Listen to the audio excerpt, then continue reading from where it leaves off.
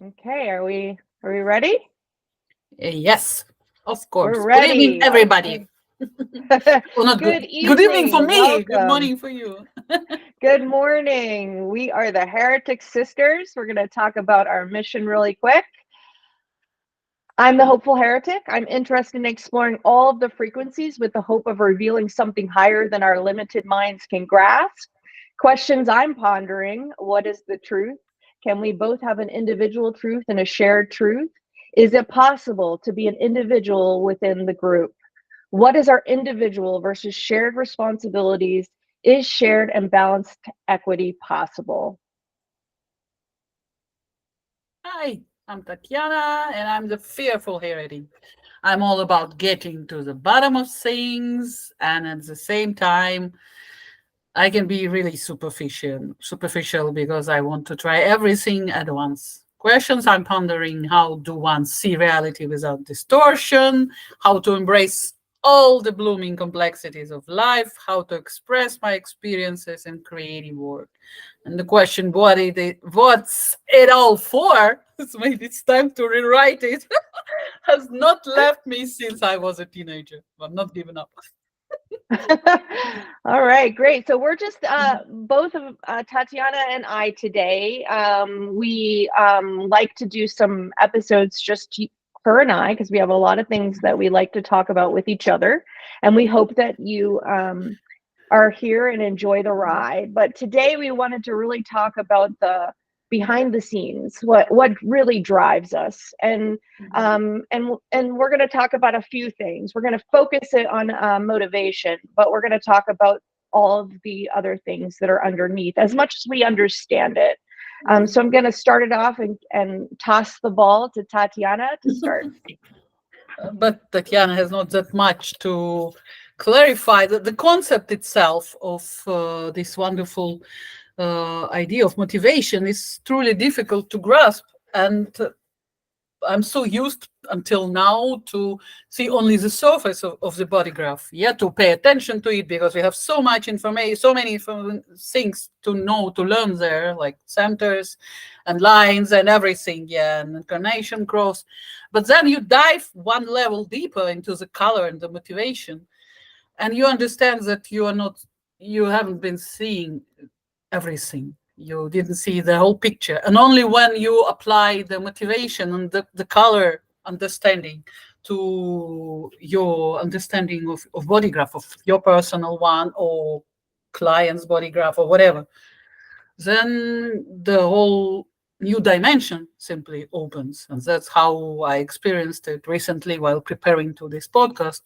And generally, correct me if I'm not right, Susan, this all comes from this trajectory that we are moving, yeah, and our motivation stays there to help us in that movement. The crystals are filtering the energy of neutrino field, and this process of filtering forms the understanding of motivation of color.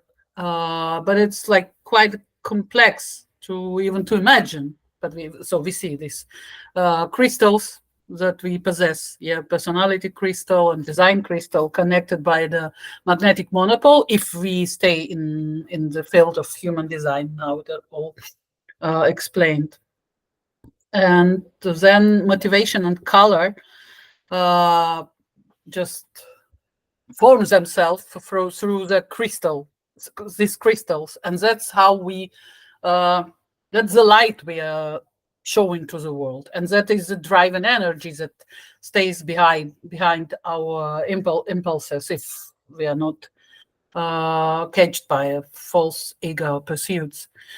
Do you have any structured understanding of motivation? Do you have a thing that you can put here? Yeah. Tell me.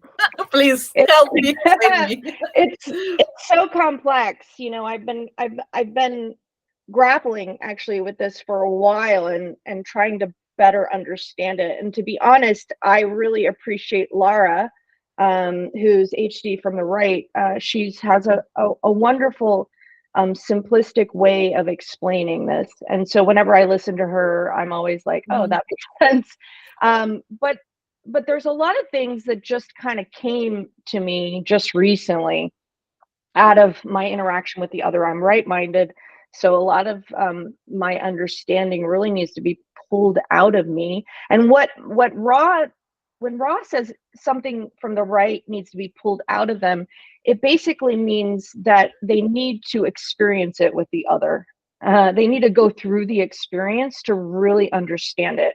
And that is what happened. Basically, Tatiana and I started to this podcast, and we are both very similar, as we've already discussed, on the outside and on the surface.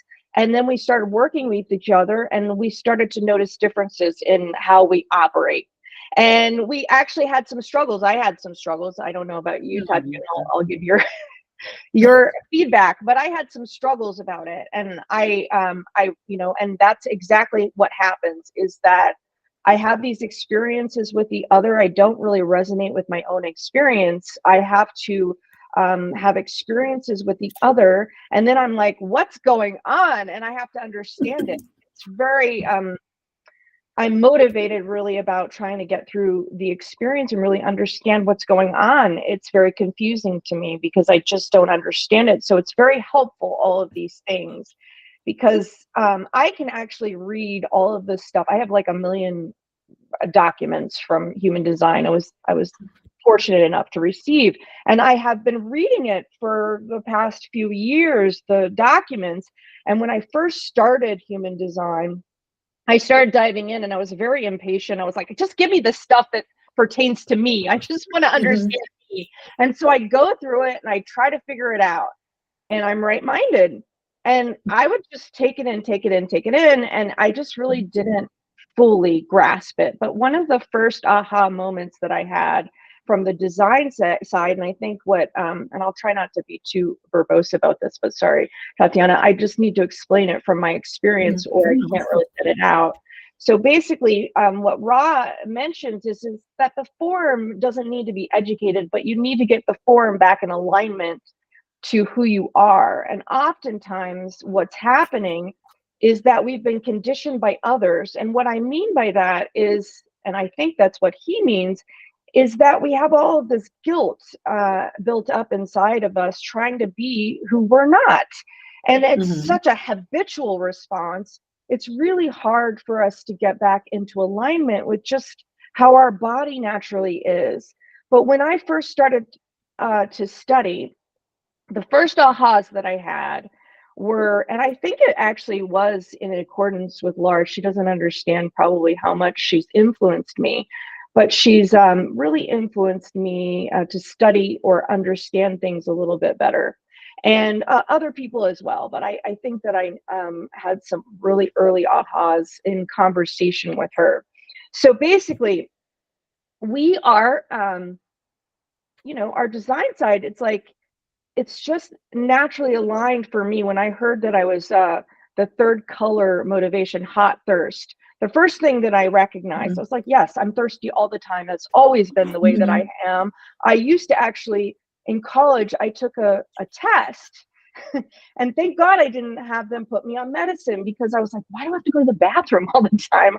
I was like, I had to go to the bathroom like 2 or 3 times a night. And I thought it was odd. But I drank a lot. I was in Arizona too. And I drank a lot Mhm. because that's just how naturally I am. And the other thing that I noticed was, yes, I do like things that are hot if they're meant to be hot, the temperature. I really didn't like lukewarm stuff, but Mhm. I also liked cold stuff. So I was like, I don't know, a lot of people come into human design and they try to put on things on themselves. And I'm like, that Mhm. doesn't make sense to me. It has to be natural to me. But I did start to drink hot cider just to make Mhm. sure, and I liked it. So I was just like, okay, well, we'll see. Mhm. But I didn't feel like I needed to go out and say, I actually was a little skeptical because I felt really good on raw food, but I also noticed that I couldn't digest certain raw salads very well and things like Mhm. that. So I just just kind of like, okay, well, let's see. But one thing I really understood out of that is that I really need to desire something if I'm really going to pay attention to it. It was just like, that was the aha for me. It was like, I cannot digest anything until I really, really I really want it. I really desire it. And so it was like, okay, that's probably what alignment means to me. I need to consume things that I'm very interested in. It seems like it makes sense for everybody, but for me, it really made sense to me. And then the other thing I recognized when I was in my experience, in a work experience, was that I have all of these ideas going on in my head, but I'm not like Tatiana, because she's inner vision, where she has to, conceptualize it inner words. I really needed to focus on something outwardly. And in my meetings with people, I had this very visceral experience where I was trying to explain something and people weren't getting it, and I was getting all confused and frustrated. But as soon as I simplified it into a presentation, kind of like the one you see here, I was able to communicate a lot better. And I was like, why didn't I do this? Why didn't I know this about myself? Why didn't I do this way ahead of time? My readings, everything. Now I have readings, I have presentations for them just for myself, because I really needed something to focus on. Even when people give me readings, I really need for them to show me the chart, and I really need for them to walk me through it, because I have to follow it. And so those were the two things that really came in my experience of things. And so I think once that started to be more aligned, and I went through an experience, I also, sorry, Tatiana, I want to just explain this one more thing. At work, I was having these consulting experiences with somebody, and I was noticing when it came to an end, which it just recently did when I said goodbye to somebody who had brought me into projects, was that she was bringing me into projects for people where it was like production, like I talked about before, it's a production company. And, things are going downhill for production companies. It's kind of an old school business, and it's kind of going out. And so as soon as I saw that they wanted me to save them, but they wanted me to save them in a way that I could not see the possibility of that, I started to panic, and I started to have what's called the opposite motivation, which is they wanted me to do something to save them, but they pretty much pulled me into transference, which is guilt. And I started to notice how much stress was going on in my brain, and how I couldn't focus. I really couldn't. I couldn't focus. I was so nervous. I was so caught up in stress about how I was going to save them, that my cognition just totally went away. I just viscerally experienced that. And so I had that experience, and it was an experiential moment where I really felt it in my body so that I could remember it. So then, here we go with Tatiana and I. I don't know if you want to go into our background into the next slide. Do you think it'll be helpful for us to talk about our experience together, or do you want to talk about something before that? So I suppose, or maybe we could leave my personal experience, a situation of from my life to the end of our conversation. Then maybe let's dive deeper into the. Let's try to understand the structures behind this process. In our case, okay. Okay. So we'll go to the next slide, and we'll just talk about how because I want to bring this into how Tatiana works. We talked a little bit about this, but can you talk about what you discovered, or have you discovered, about your design and how that operates and functions? So then anyway, we would come to the slides I have prepared with this nice funny photos. Then we can skip to them for the moment. Can you please open the first one? Okay, yeah. Because in the very process of preparing myself to this podcast, I had an epiphany after everything. That Susan, the information that Susan provided, and what I read on the internet, and the meditations, all these meditations on my body graph. But actually, what one sometimes misses is like normal analytical approach, when you can use your mind to analyze your actions. And that's what I had to observe, like the way I'm living and the moment when I have to prepare for the podcast. And I'm intensively searching for a job. spending hours in editing all the documents that, yeah, this Germany, you have to provide a lot of letters of reference and whatever, and you have to apply in certain way, you have to understand it. And I was busy with that, like hours every day, and feeling myself not especially happy about it. Yeah, just because it was a survival handbook. Yeah, that's that's the modus in which I functioned last 7, 8, maybe 9 years. And that's what this stressful situation in my life, such as immigration, brought out of me. It was in me somewhere hidden, but not that strong, maybe. And it is also happening after Uranus opposition and towards my Chiron return. But that is actually the modus that illustrates my life last 8, 9 years. And that's why I feel myself so difficult and not at the play in the place in my life. And after I understood that this is my transference, my need motivation, so motivation of needs, the other side, I'm not on after I read all these things, I'm not in a position that I have to keep only to my fear. Yeah, the truth is maybe somewhere in the middle between motivation, fear, and need as motivation. But I'm so much into this side, like the things I need to survive and actions that I take immediately. And 2 years later, you think like, what the hell was that? What kind of choice did you make? Let's forget about emotional authority or whatever. Yeah. What was, how could be, you couldn't even call it a logical one. Yeah. I'm not that stupid. Like, let's put it like that. But still the drive is so strong. You simply couldn't stop yourself.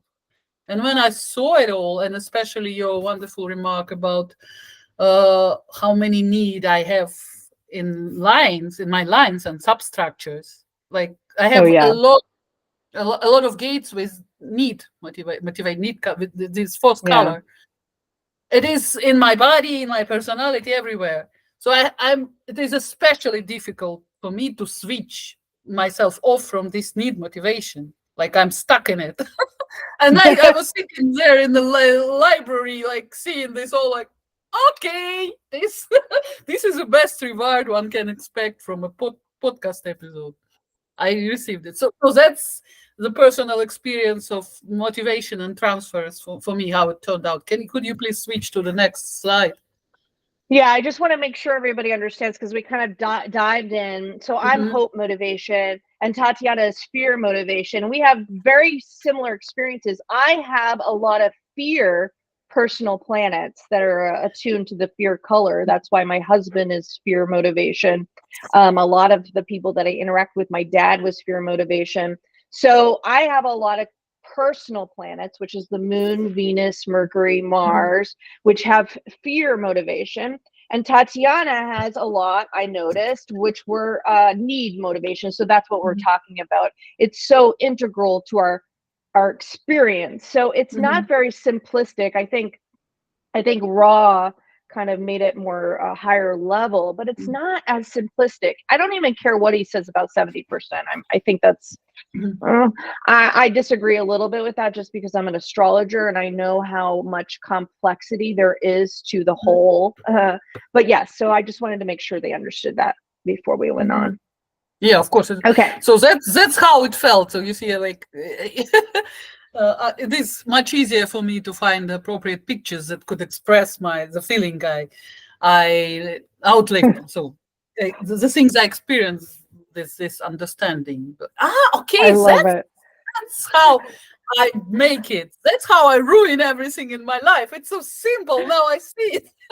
But one needs few years of troublesome experience and human design and nice colleague collaborating with you in a podcast just to put it all together.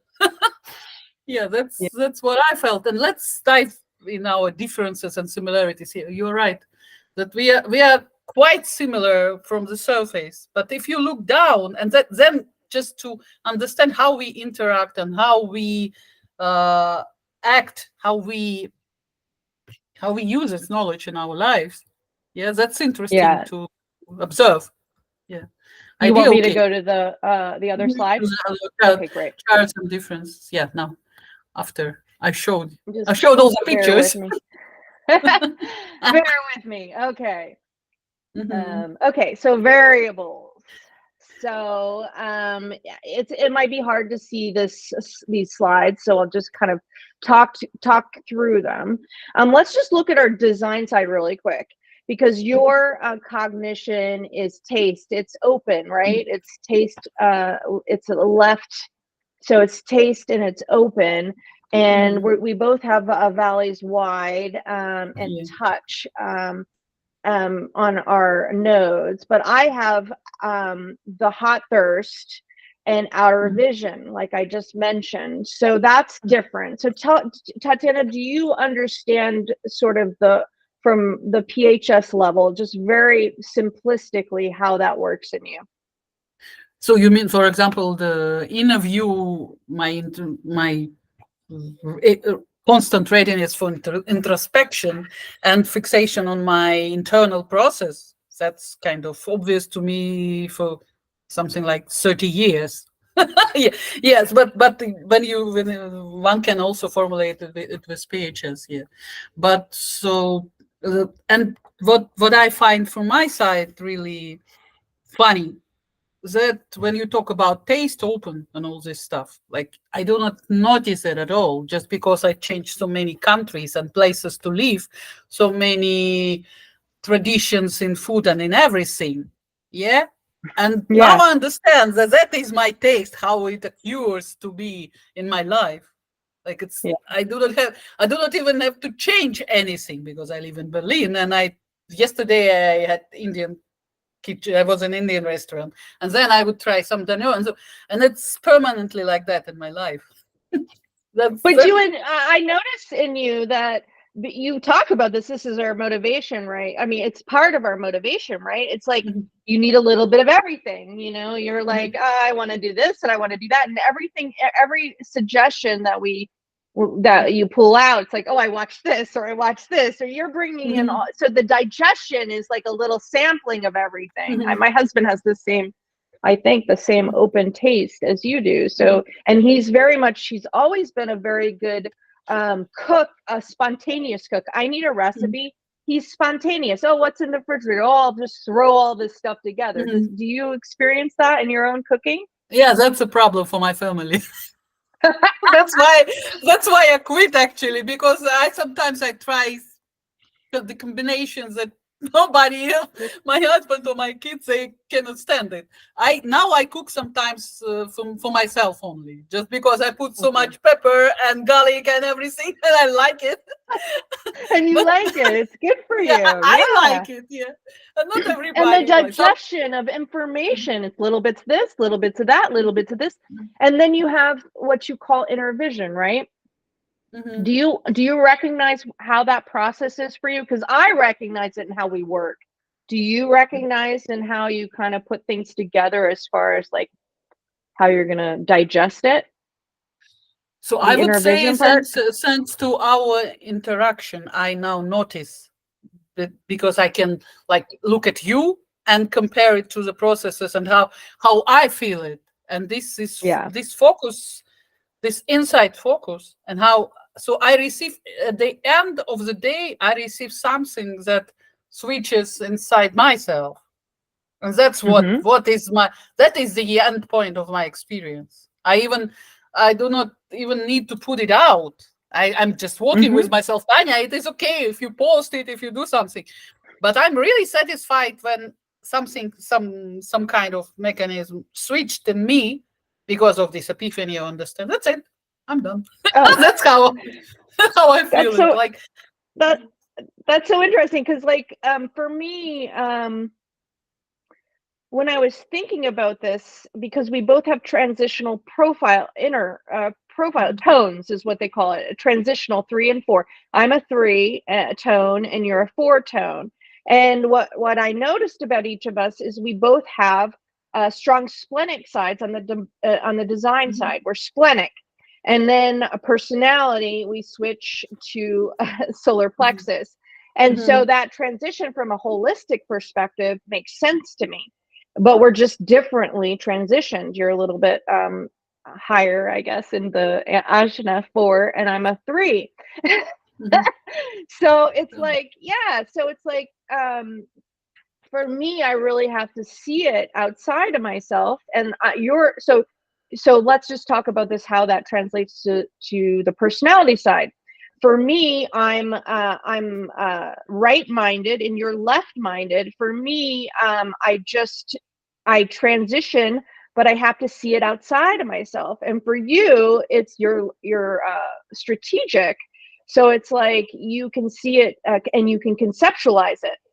Inner, Mhm. you can conceptualize it. Inner, people sometimes have a different Mhm. translation, and sometimes people go Mhm. from inner vision to right-minded still. But for me, it's really hard for me to conceptualize information. And I was Mhm. like, that makes me feel better, I guess. Like, Mhm. unless I go through the experience. So I can see strategically, and that's how I see. And when Mhm. we were doing this podcast, um, you were like commenting to me, let's just talk about the experience. Very early on, you were like, oh my God, you're putting me under all this pressure. Because I had I had put together my slides, and I had Mhm. seen our interview subjects, and I had seen all their information, and I was very easily able to just kind of output it. But that's my strategic learning, because I had to figure out how to function in the world, and Mhm. strategically, and that took me a long, long time.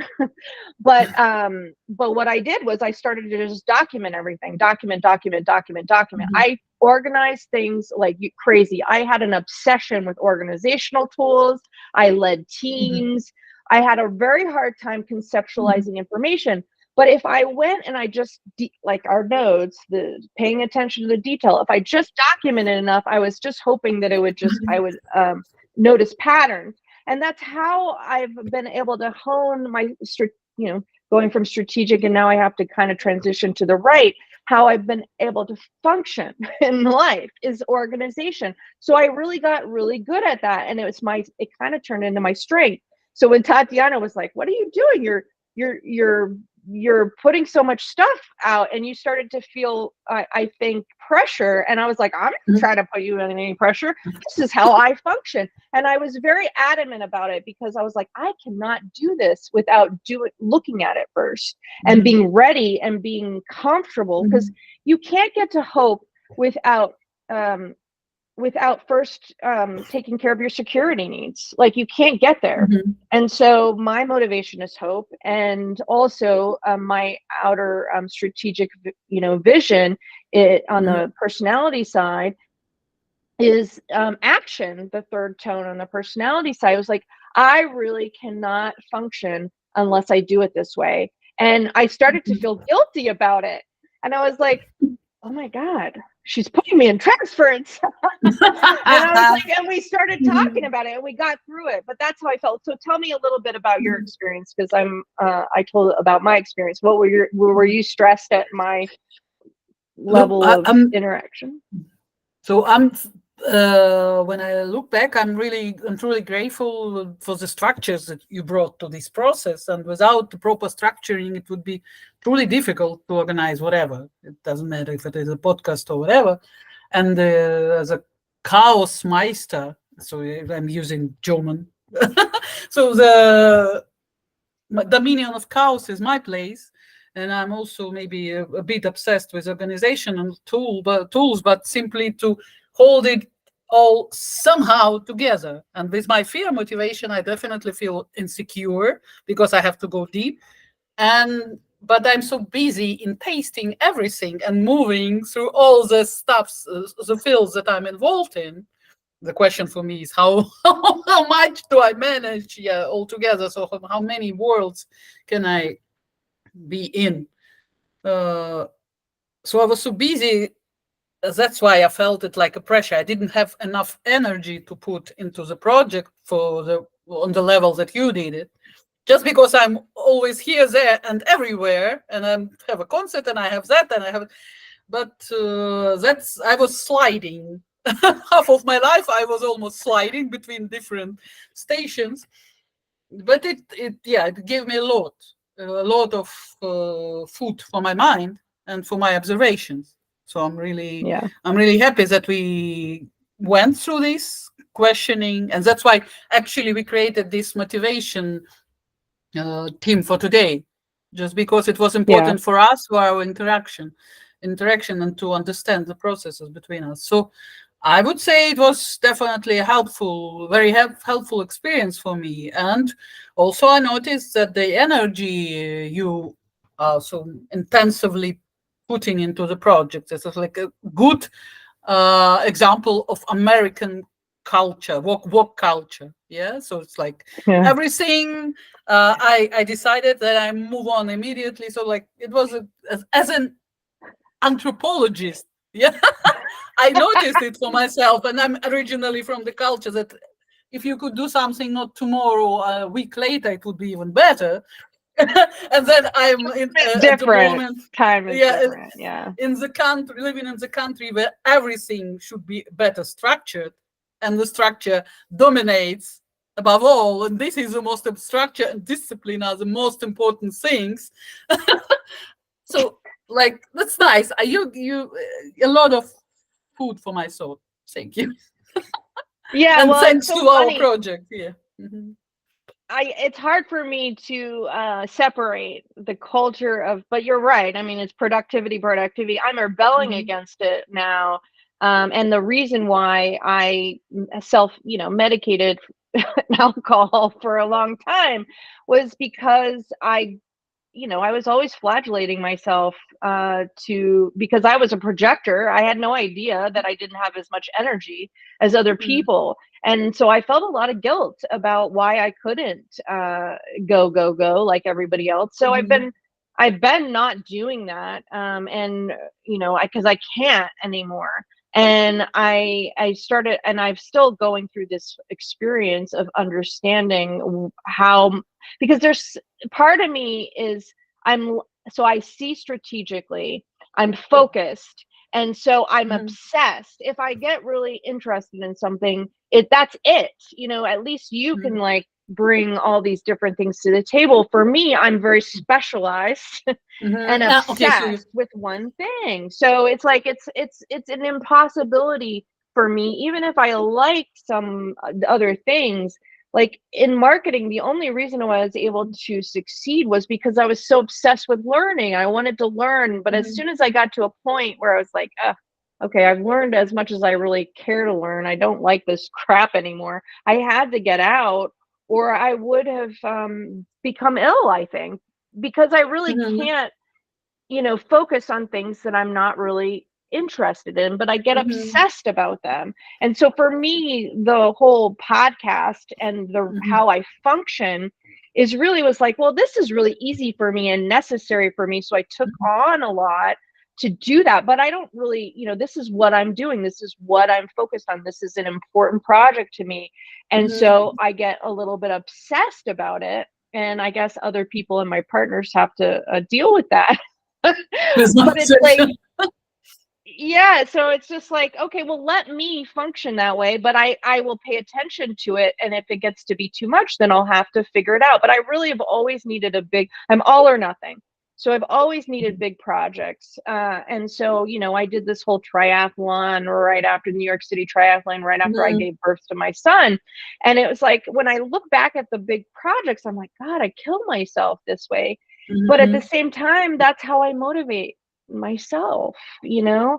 And the thing is that for me, I have to really watch that motivation though, because I almost think that Raw, and I, of course, did Raw do anything? But it's so funny because it's kind of therapy to me, like, making sure that I'm motivated by hope. I don't know if how fear works, but I was like, yeah, well, I really do need that. I really do need to surrender. I loved getting Mhm. into AA because it was like, oh, I can surrender. I felt so much Mhm. better in the surrendering, but I really can't get to hope if I'm stressed.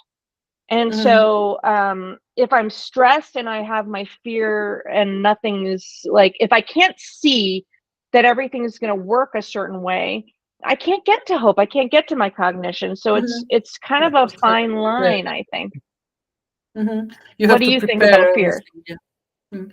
Yeah. So I Yeah. would say real fear motivation is a luxury for me at the moment because I'm so easily transferred to need and active actions. So I even stopped. So the second week of preparations to this podcast, I finally stopped my activities. At Tanya, you have applied for so many positions. You can stop now and wait what comes. Hopefully Yeah. nothing. Yeah.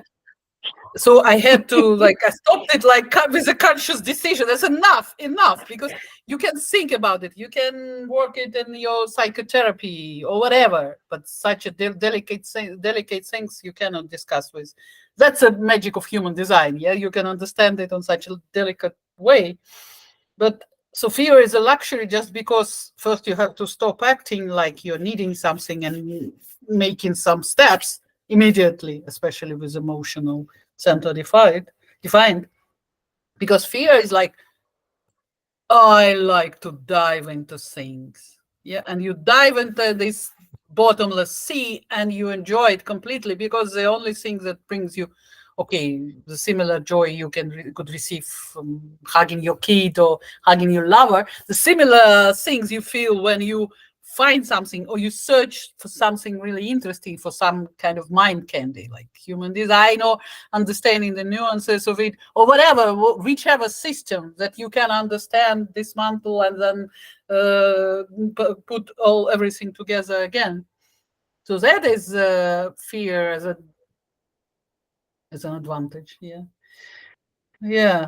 To be honest, also, I suppose this misunderstandings that led to this podcast between me and you, and also could be with the question of focus. Yeah, I have difficulties with focusing myself, and I have to be at few places at the same time. This DLR uh, is like that, like kind of Leonardo da Vinci, yeah, who has a lot of projects on different sides. Yeah. And when somebody says like focus, like, I have these difficulties also with my singing. Yeah, sometimes I have to focus because we have a big concert, we have to rehearse many times, and then at the end of the process, when I'm forced, yeah, forced, but I love singing, yeah, but when finally it turns into forced attention for a long period of time or whatever, I'm like almost at the bottom of my depression. Mm. I have to pull myself out. So I do not, it Mm. is also not a fear. It's like, it's, it's simply you're not functioning properly. So when I feel like Mm. I'm not functioning properly anymore, now I know that I have to unfocus. Yeah. I have to switch myself. Yeah. I have to pull myself out. But as soon as I try to fix myself on one thing, then I have difficulties. Yeah, I start to hate this. So it Yeah. is like, but then I have to play with it, and I have to figure out how I can almost not force. So I have to put a lot of sweets all around the questions that I need to solve or whatever the Mm. tasks I have to do. It should be searchful, interesting, and playful. So that's what I'm trying to do at the moment. It's not that easy. Mm. Sophia actually is really interesting one for the minds that are a little bit scientific. And now I Mm. understand. Yeah, it's a scientific mind, and the best solution ever was to do PhD and follow my father's advice. Yeah, just because your brain needs it. Yeah.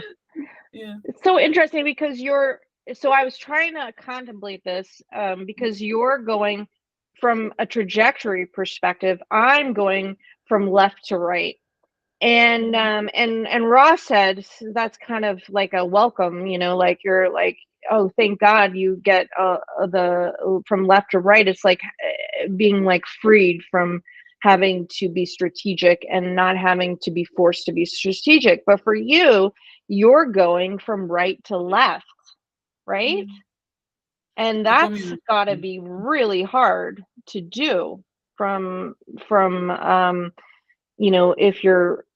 if you're used to being right to go to that left. And so I don't actually know how that works with peripheral vision, because I noticed in our interactions I was like, oh, no wonder Tanya really likes those broad big questions, and I'm much more focused on, oh, Mhm, I see that little thing and I really want to know about that little thing. It's part of the mhm, projector in us, but it's also um, I was reading and Raw said something about peripheral versions. They really like something on the periphery to chew Mhm. on, and so it's like, oh, that's, and in a way we complement each other, in that way, because you're like big philosophical questions that are interesting to you, and I'm much more narrow in what I'm interested in.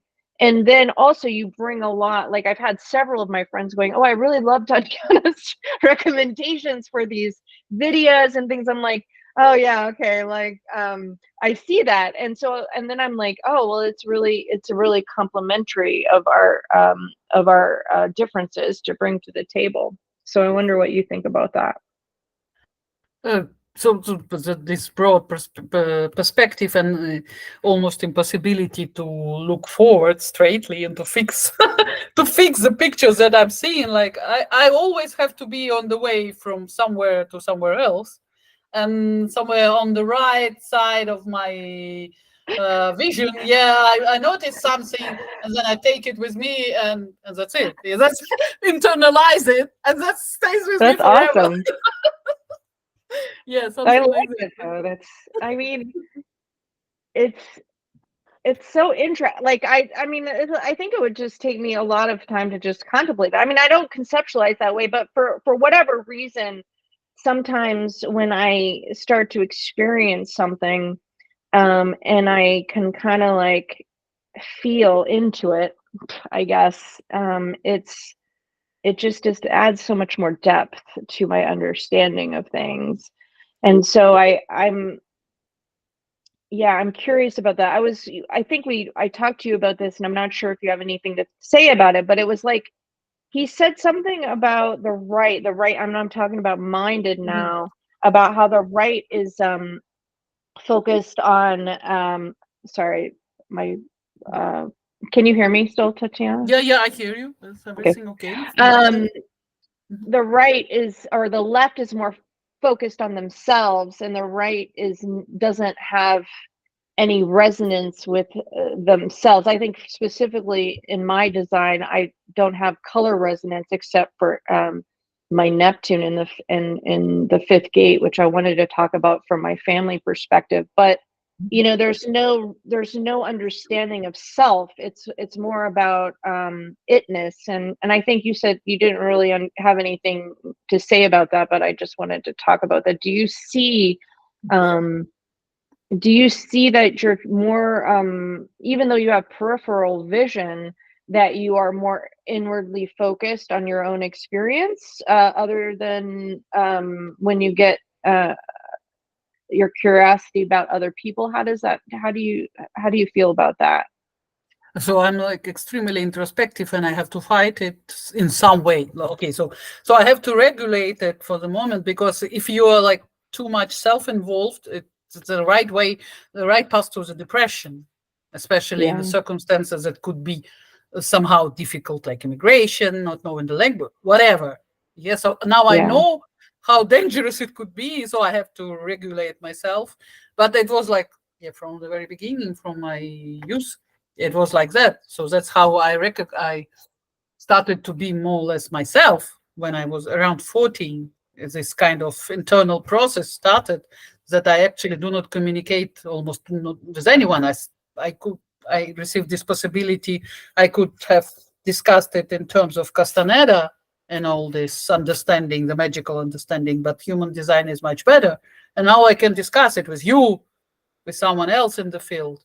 But actually, it is mm, something that is going on inside permanently. But I learned it from, even from my friends and from my family, that mm, sometimes it is too much, Tanya. You're like so yeah, interactive. It is impossible. Yeah, and I be partially. Yeah, so I'm watching to at this topic at the moment, and I'm trying mm. to control. Tanya, stop. Yeah, let's stay outside. Don't go inside now. No reason for it. Yes, that's how Interesting. I feel. I feel it. So it's like it is so interesting inside. If I'm not scared, if I'm not stressed, or if I have this, maybe as a kid and quite a difficult family, like I learned it. It is so nice Yeah, be inside and to play with the puzzles that you found yeah. outside. Yeah, and I have that somewhat. but I wanted to talk about the resonance, because this is kind of part of our experience. And if you notice, I have the two tonal. I have the tonal two, but not the tonal two.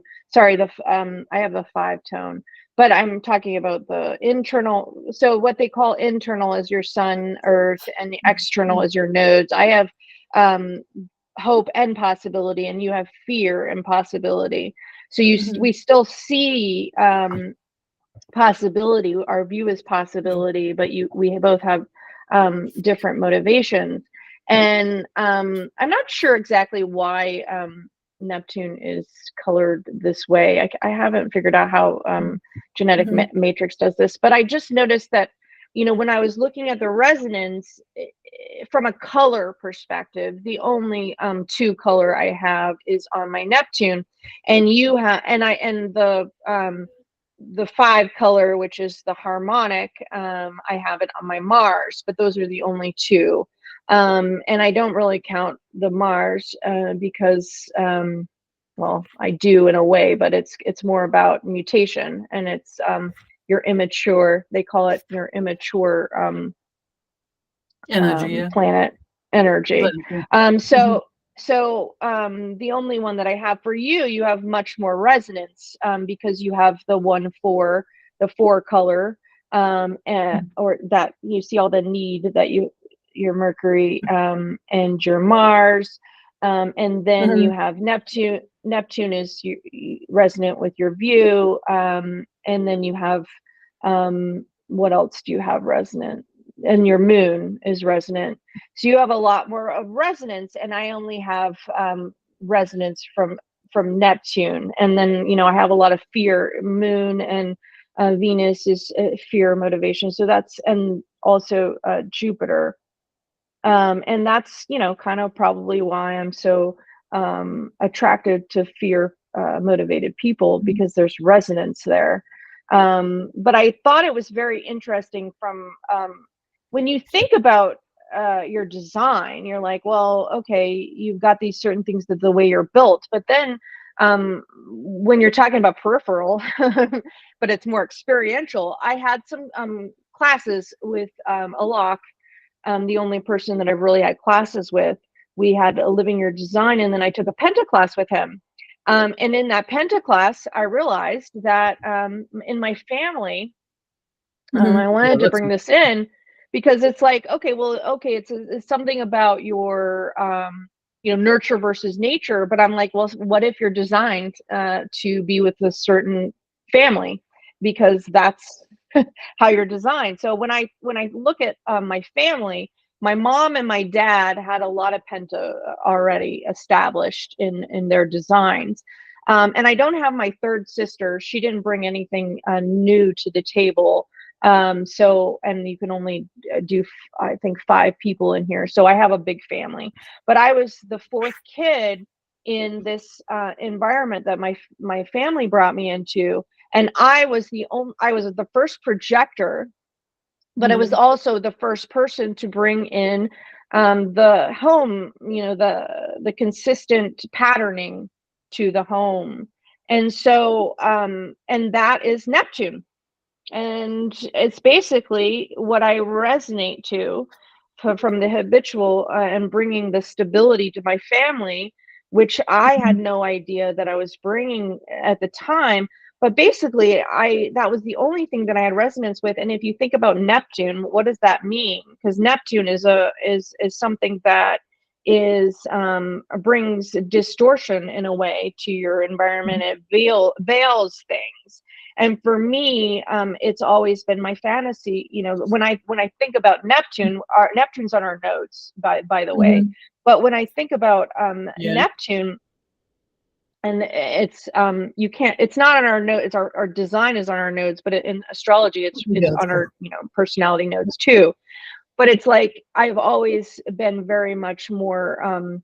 I definitely am a person from a hope perspective and possibility perspective. Ross talks about being in the natural world and being, in the flow, of your environment. So I've always fed me to be in the natural world, but also I'm kind of like you. I kind of more of in a fantasy life a lot of the times. That's where I feel Mhm. comfortable.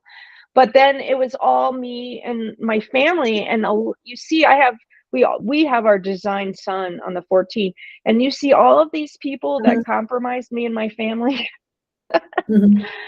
So I had a really hard time, but it's funny that you think you're like, oh well, you only resonate with the thing that you bring new to your family. And so it was like an interesting aha moment. It's like, well, maybe there's more to your design than, and more complex about nature versus nurture. You're kind of meant to be nurtured by certain people. What do you think about that, Tatiana? Of course, and this I'm just simply not equipped enough, well enough to investigate that deep. But I suppose not even in penta sense, but these genetic patterns that go into the family history, and if one can Yeah. trace it, the question is the proper birth time, which is all like for my parents, it is, for example, unavailable. They simply do not know, do not remember. Their mothers are long dead, and so on. You cannot maybe you can find a way, but it's a big question. So You it's can like a find like huge map if that you would don't show have something. yeah, you don't have to have like to get there's certain gates that'll just be there no matter what time they were born. So you can get at it in a certain Mhm, way, because there's a lot of my family members I don't have a specific time, mhm. but you Yeah. can at least get a basic understanding. No, so I got it, and I'm totally sure that there are a lot of patterns from both sides, and you can trace it all, and and definitely this is how we pass into this puzzle. So how we fit into this puzzle situation. That's why we are born in these families. So it is clear like that, but I didn't see that huge amount of information in human design Mm. field. Do you see this information in astrology field? All these lines of my communication with the relatives and the patterns that occur in families. Is it Oh discussed God, in there's so many astrology? patterns. Well, I mean, that's for me. That's how I operate, right?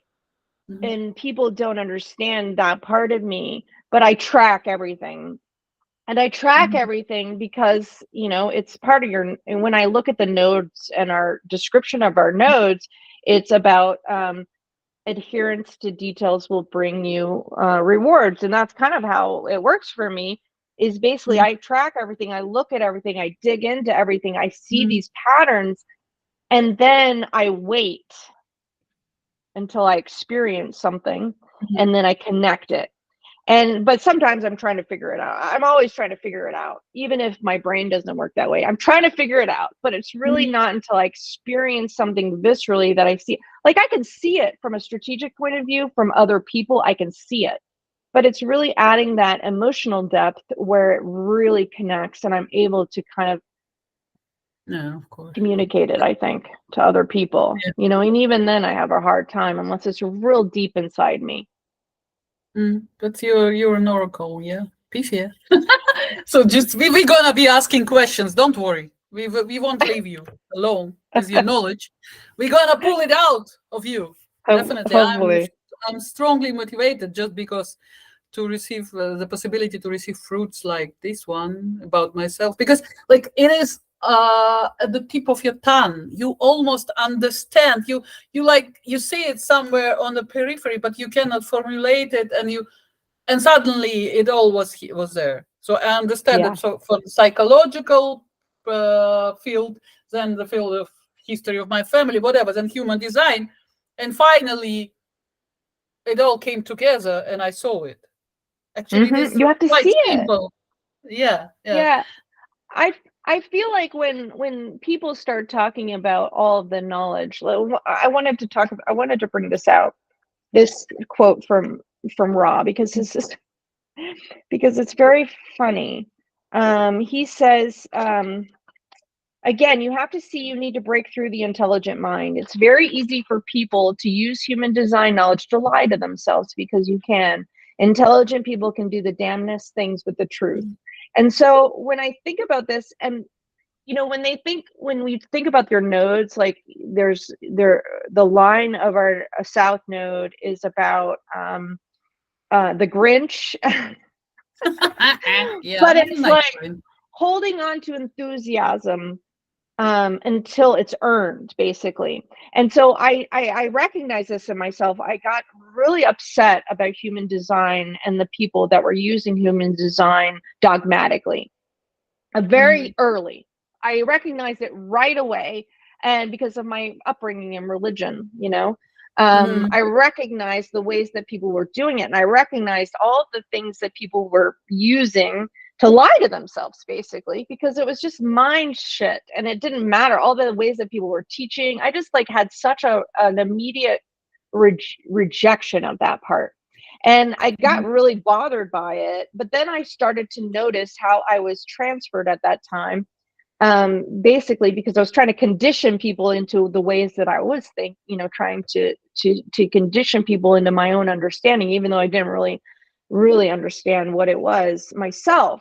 And so I recognized that I was trying to condition, which is the opposite motivation, or the opposite trajectory that I was really supposed to be aligned to. So I was in transference. I completely see that now.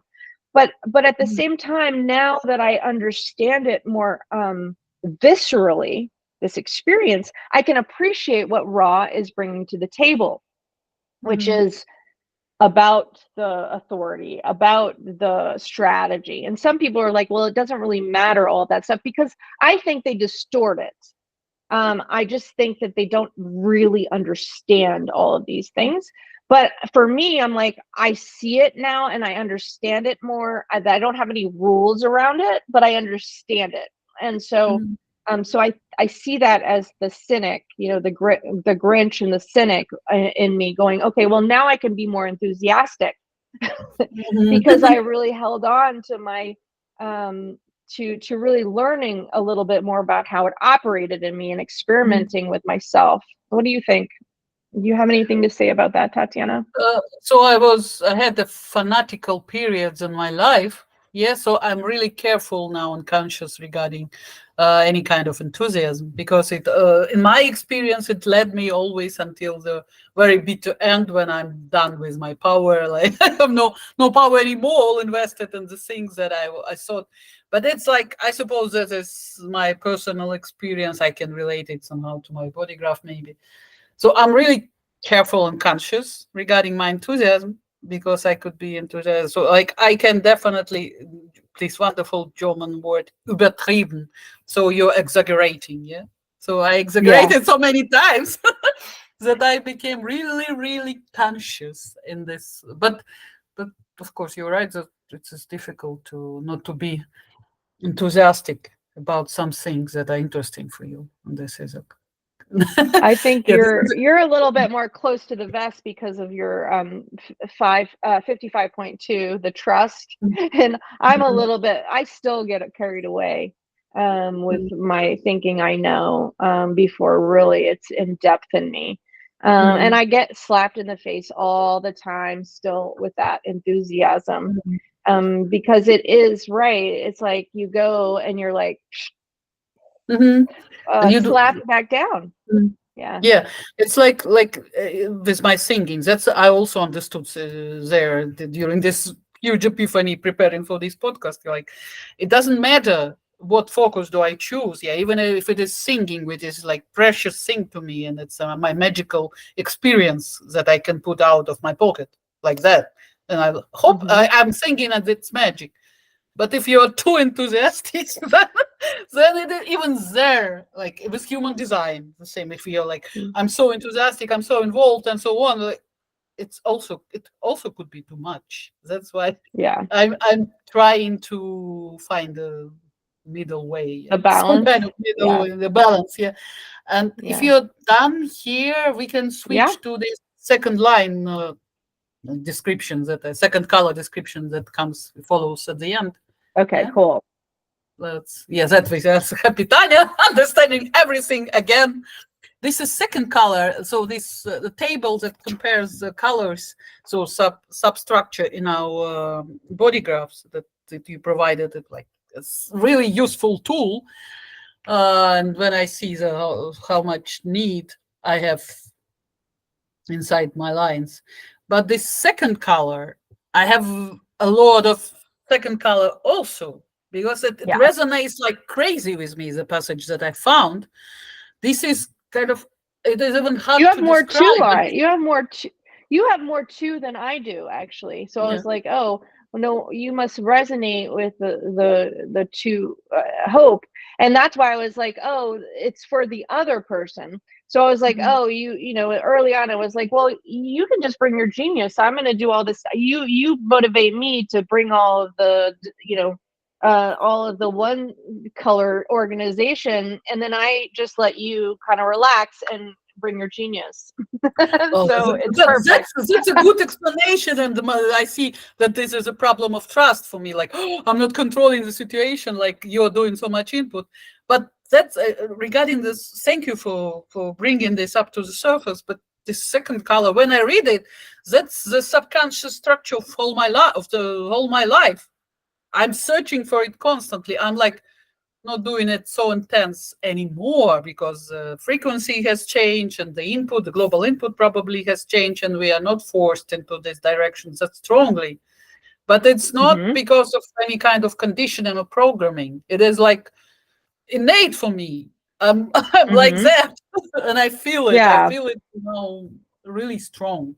And it was always like that. I was trying simply to go away, to run away from this part of my nature, Mm. but it You want to read it? resonates like crazy. Okay, I can. The only way that second color is ever satisfied is when it has that mystical experience. Yeah, human design brings the spiritual satori that all second colors motivate us towards.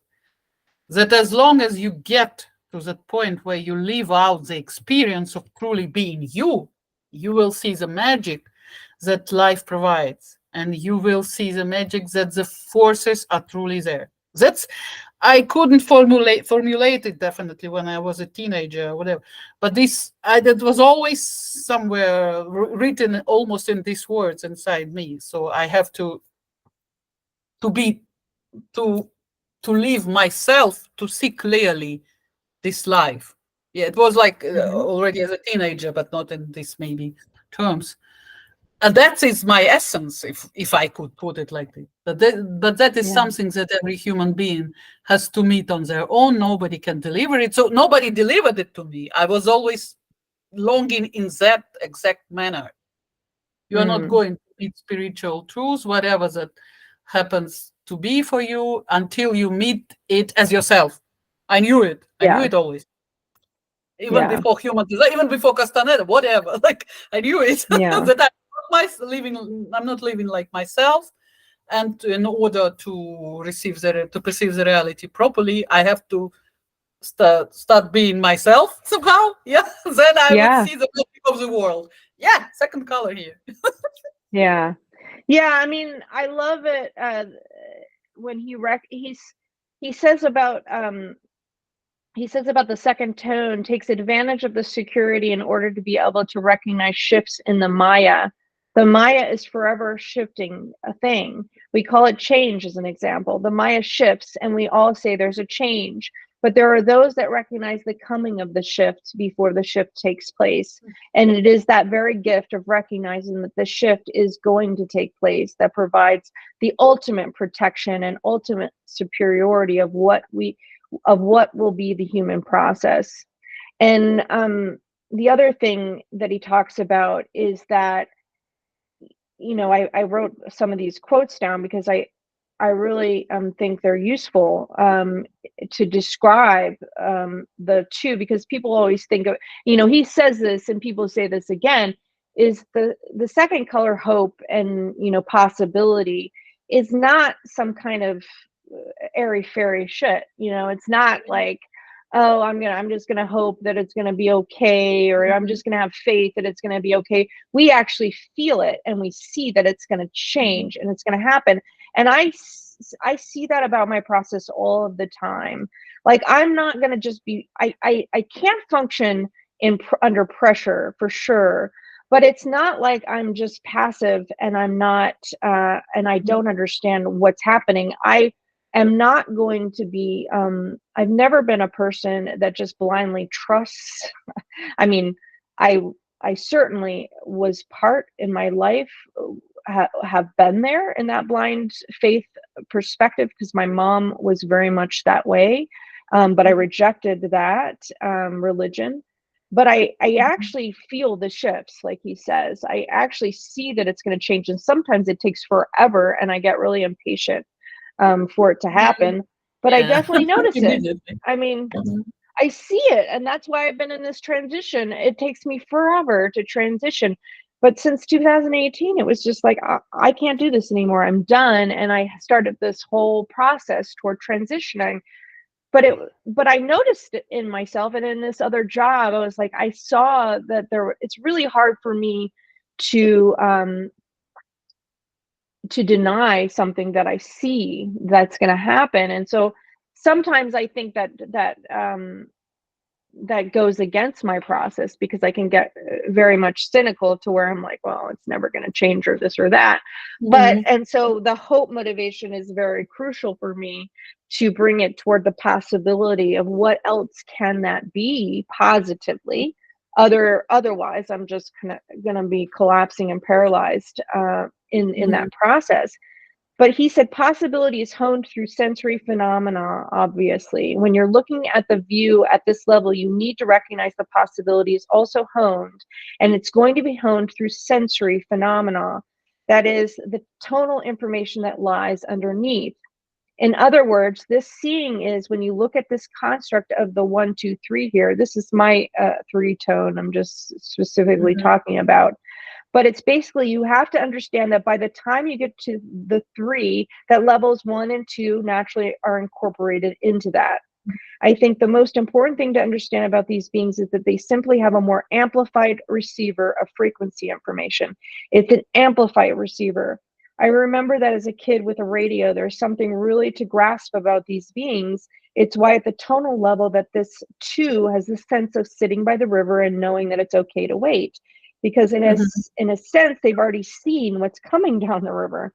So it's not like, you're hoping for something that is never going to pass and you don't know it. You really actually see it. You sense it. And that's how to me, how it operates from that transitional perspective, the spleen, the understanding, and then it goes into, for me, the sensory and the emotional, experiential. But I sense it before I can actually feel what's happening. Yeah.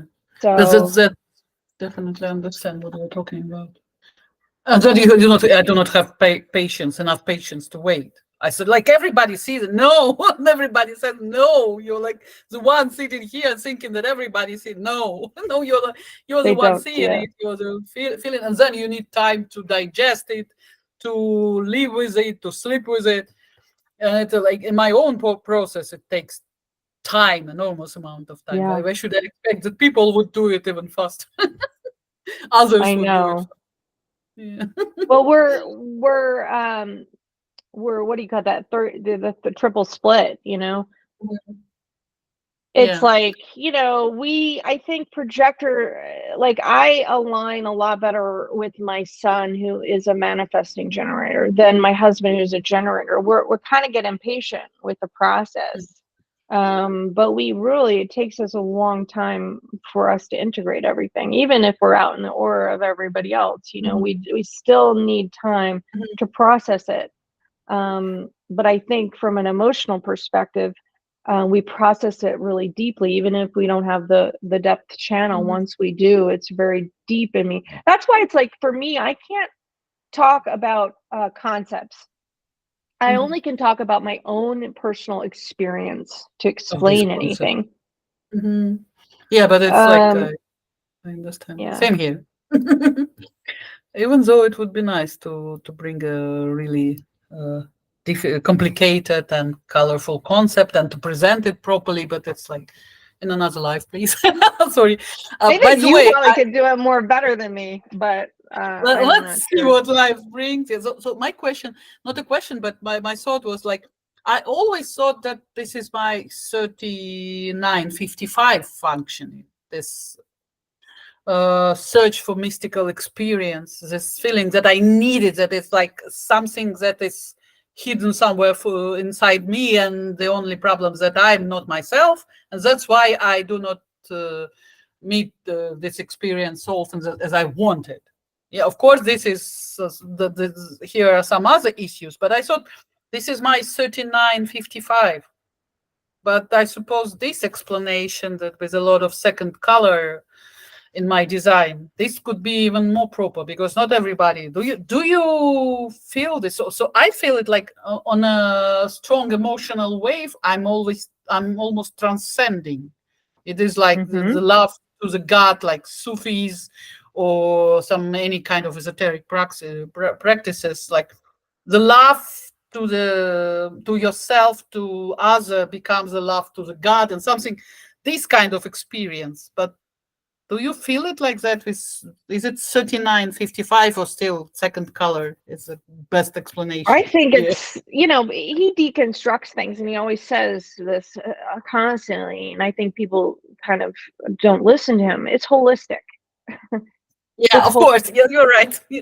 So, You know so what I mean? yeah. So like you can't like deconstruct one part and forget about the next. So for me, yeah, 3955, yeah, 22, yeah, 13. Like it all works Yeah. together because we're at 37, we've got Mhm. we have a lot of openness and Mhm. empathy, empathicness, and you can see that in our design chart. You can see kind of the cynicism. You can see it in our astrology chart, is what I'm saying. Like a lot of these things you can see, but in a different way. And so when people are like, "Oh, this or that is the way that you see," no, Mhm. there's a lot of different ways that you could see. It's a kaleidoscope of things. And Mhm. then you could always explain, well, you can see patterns in anything, but I think if you're really understanding a person and understanding the map of that person, you can see that there's different things Mhm. that are coming through. Like how they explain the crystal. The crystal is filtering like Mhm. different things that are going to come through, and it can be distorted things or it cannot be, because we have it all. We all have it all, but we have Mhm. certain filters in the way that we view things, in the way that we're motivated. That's why Ross says, people are like, oh, well, human design is about determination. It's not really. It's just that you're built to see things a certain way and you're built to be motivated a certain way. Mhm. So it's not like, you can change your animalistic parts of you, which is kind of Mhm. built so strongly in you. But yeah, I think it's just it's very holistic. And when you look at us both, you're like you see like different kaleidoscopes of each other, but it's very telling when you can see how it operates Mhm. distinctly, even though we're so similar. Mhm. Yeah, you're right. And maybe, for example, you're right with this holistic approach. It is like quite popular concept in Russian part of human design. So I would explain how these gates exactly influence my behavior. And I see a lot of things that are coming from this gate. How could one see that at all? Yeah, because we are such a complex system. And you're right. So for example, 3955, but having that much second color, yeah, it supports the movement even more, yeah, and give it depth, yes, or something like that.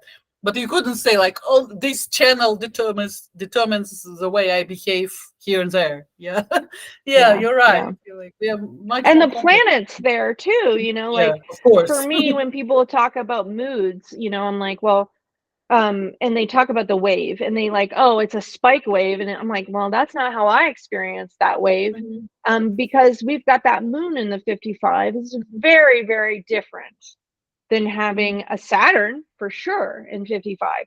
So, and I don't think people really in human design, unless they really understand the depth of human design, that they really understand how the planets influence.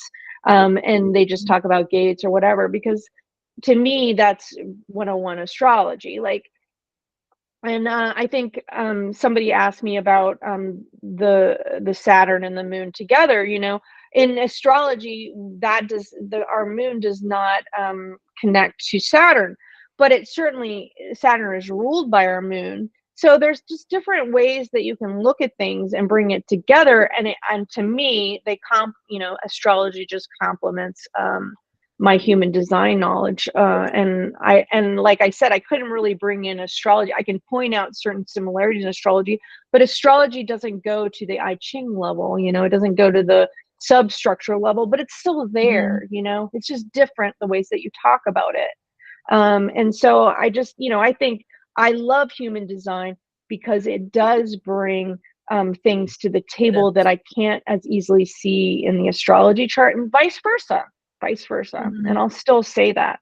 But I definitely am so thankful for human design, for whatever it brought to me about my strategy, even if Mhm. people don't really believe in that, or even my emotional authority. I definitely buy into all of those things, but I'm not dogmatic about Mhm. how I do things, or so the ways that people talk about the invitation. I think it's just much more mind can't mind they're totally being controlled by their mind, Mhm. in my view. but Mhm. um but I definitely have respect and understanding for it, in a certain way. Mhm. Yeah, of course. It's like the mind operates like that simplified picture of reality, of life, of my trajectory. Yeah, that's why I Yeah, see that interpretation is like that and that, and then. But there are so many nuances here. Like if you, especially where when we are not talking from white male position. If you have one kid, this is a one story. If you have two kids, and if they are emotional generators, whatever, like anything, yeah, it also has an influence on you and on your being in penta at the same time. If you have a family, yeah, if you are alone, it's totally different experience of traveling alone yeah, through your life, yeah, or even with partner. So nuances are simply endless, and you cannot say like, and every situation is special. But of course Rad told us that we are projectors and we need an invitation and blah, blah, and then let's stay in this, that let's formulate it like that, and let's find the ones who are guilty because they are initiating, and the ones who are not guilty, they are not initiating, they are doing good in their experiment, yeah, right? yeah. People with Striving, vaccine. everybody's striving. I'm good, I'm this, I'm that. Oh, and it's just like, God. Or people just don't understand it. I think that people talk because they don't really get it. They don't really, and then they talk about, striving to be this nine-centered person, this hierarchy of, nine-centeredness or whatever. And to me, it's like, so, why I was attracted to human design and why I'm still attracted to human design is because of the passenger experience. Because that's Mhm. why I was attracted to study Gurdjieff and to study spirituality, because I need to be a passenger. I have to, because I really don't understand my experience unless I watch. And that's what's brought the best blessings for me, is being a passenger consciousness.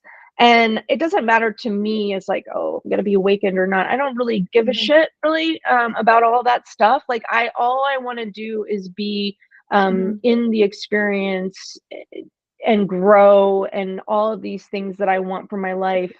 It's outside of some kind of expectation. I really actually appreciate the surrender, and actually just being in the experience. I guess um that's probably the way I'm built, though. I see that needing the relief of just surrendering. Mhm. Um and that's just how I'm built, and other people are built differently. And so what I'm trying to do is not be locked into a polarity that feels Mhm. like everybody's locked into, and just focus on myself and focus on my experience. And hopefully I can help some people along the way, but I'm not a savior, and I can only do so much, and people kind of come into my life and then they leave. So yeah, Mhm. that's basically it. Mhm. Yeah. Are we done with our theme for the I think theme? so. We've Theme talked. today? We talked hopefully, for a while. hopefully, our audience got something out of that. Let's talk about judgments. Your judgments, please. Tanya Hmm, is continuing to watching movies, and to be honest, I think I saw The Departed once that's a before, good one. but last week I was really obsessed with it. And I'm definitely not a big fan of criminal movies, a lot of blood or whatever. Yeah, like usually I escape this because it all stays in my visual memory and tortures me sometimes, especially as a kid. I watched enough. But this movie is something extraordinary. They are all playing like crazy, like DiCaprio and Nicholson. So how it is written, the idea of everything and the setting, even though it goes about the usual criminal, not usual, but the criminal stuff, but in Boston. Boston is really close to my heart because my husband lived there and we have some friends there. And so, but this unbelievable possibility to arrange the characters in such a manner to and they are all playing kind of real persons. Each of them is true and sincere, and yeah, of course, you see Leonardo DiCaprio outplaying Jack Nicholson, yeah, and Jack Nicholson outplay Leonardo DiCaprio, but they are so true in this play. It's unbelievable, and I watched it and I enjoyed every second, and I watched it something like 5 times, stopping at some scenes that are truly important. And this especially this is a psychological actually thriller because both heroes have these difficulties with their realities because they are pretending, yeah, and they are involved in it so deeply on such a level. But like it's an amazing movie and it would stay amazing forever and nothing should be changed, like the way I received matrix numbers, the first matrix, like nothing could be changed to make this movie better. Music, Mm.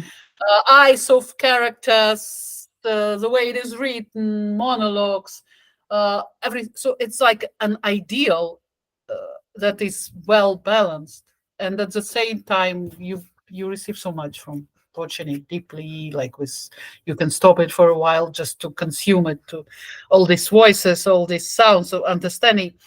It's like, who could imagine that I would say such words not about some kind of movie with nice decorations and some fantasies, but it is even in some points it is even better than my favorite movies in So uh tell us about what is it about, because I haven't watched it in a while. What is it about? What's the No, main? I want, so it's like a police criminal stuff with really difficult, complicated level of like spies or rats, and on both sides. But Mm-hmm. it's so I definitely recommend. It's like a Godfather movie, you know. It's like Yeah. the direction Godfather, but it is a Boston and a bit later in later years, Boston in I don't know what 80s, and they are so true in every aspect of it. It's unbelievable. It's simply Mm. unbelievable, and they all belong to different social groups and how they interact, and also FBR people are totally different, and how. So, if you didn't, So positive vote, a positive yeah, judgment from you of this movie. 200% positive, and never thought I would say such word about the movie of this direction. Let's put it like that. Sci-fi fan He's and got living in he's got a flag. fantasy He's land. got an American flag on here. That's very patriotic Yeah, here. yeah. It's like a it's a true reality, and it's so unbelievably nice. Even there is a lot of blood on it. Yeah. Oh, okay. Maybe I have to rewatch it. I'm total right mind. I'm so efficient. My brain is like, I watch something, it's done, and I don't remember it. Oh, you can enjoy it definitely.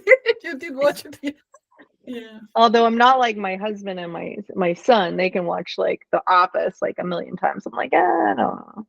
No, you're Okay, not like so watch it so for me, I really wanted to talk about, because I've I'm kind of been immersed in this artificial intelligence world, and got immersed again, because that was, I was in marketing for a while. We actually started talking about AI many years ago, but we had all of this controversy because there was a lot of um,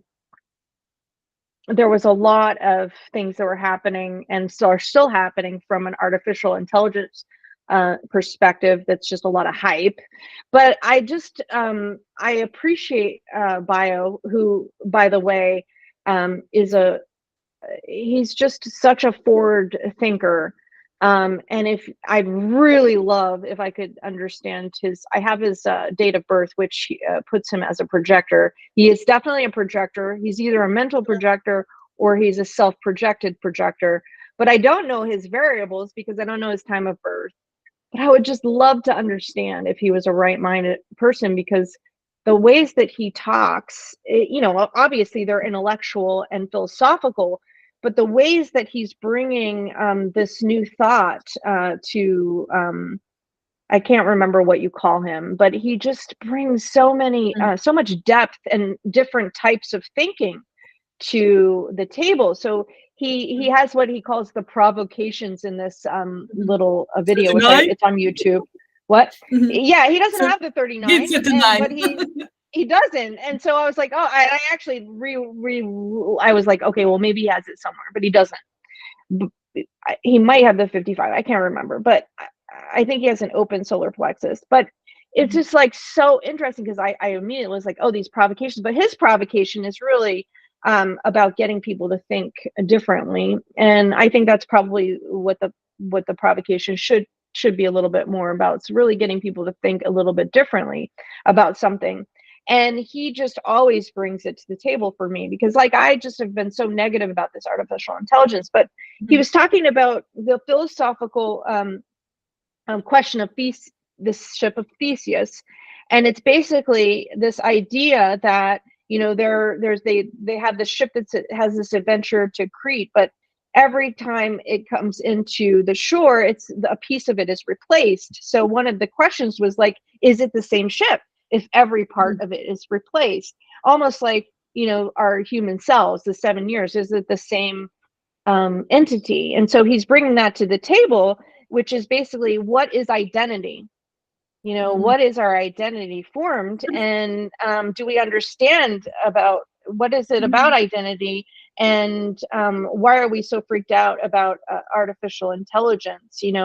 Like we get so fixated on this question of individuation and identity. And so most of the talk is about like, what is individuation and what is identity? And he's either, it would be really interesting to understand, as a mental projector, he's got an open identity, but if he's a self-projected projector, then he definitely has the G center. But it's just very interesting to think about what is identity at the end of the day, because it's basically we cling to consistent ideas about ourselves and each other, and that's where we get stuck. And what he's saying is that really individuation and this sense of identity is that we're all really in flow. There's no consistency. We're becoming and we're in flow. And it's not a final project. It's not a final product where we're just always individuating. Just like kind of what Ra says, is like, we're not our human design chart. We're something beyond that, because we're always in basically flow, and we can become these robots of ourselves, being conditioned, being the same, being stuck into our beliefs about ourselves. That's where we get into the not self, is basically carbon copies of some kind of consistent idea, when it's really that we're always in between. We're always becoming. And we're bodies without organs, he's talking about. But if anybody like really provokes me and makes me really excited and really makes me want to like be in conversation, it's Bio. Like it just is amazing to me. He always inspires me. And that hope, I think he's got to be hope motivated. It's just like this inspiration of thinking about ourselves differently and thinking about the future differently, being in flow. in flow. So somewhere on the way from one thing to another. Yeah, but it's like I would share like kind of personal, one more personal epiphany, not especially connected to this our podcast, but still last maybe months or maybe weeks. I noticed that I'm somehow this passenger consciousness is not a metaphor. It is this kind of something, some kind of thing inside you with two eyes only. It has Mm-hmm. only, and it and I wasn't, so I had some situations. Usually I would react that way or that way, and simply find myself in some position nowhere in between, and I'm watching from this position, and I'm Mm-hmm. like, it is definitely passenger consciousness. I have yet now I understand that I have some experience with it, but it's so strange. Like Mm-hmm. I cannot identify myself with this subject anymore, the subject that is involved in the situation. I'm not that. I'm Mm-hmm. watching the experience live as a movie. It is Yeah. such a strange feeling. New to me, to be honest. Like with all my introspection and everything, I never had It's it so clearly. Like not a mystical experience. There's just yeah. two eyes inside yourself, and that's it. And you watch it all. Yeah, it is interesting. I think a lot of people were like, well, they confuse it with being introspective or whatever. I was like, well, I'm always watching myself. I'm always watching, but it's different. I Mhm. remember some of the moments that I really noticed it was watching myself spaz out in the middle of a spaz out with my, when I was newly to passenger consciousness, I'd be like, because I'm moody.